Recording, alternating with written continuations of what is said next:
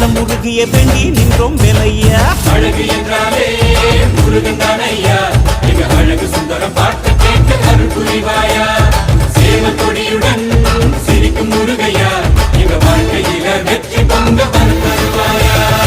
ஆறுபட வீடு கொண்ட முருகனுக்கு அரோகரா, அப்பானுக்கு பாடம் சொன்ன சுப்பனுக்கு அரோகரவும் பேர சொல்லி இந்த ஊரே வந்தோம்.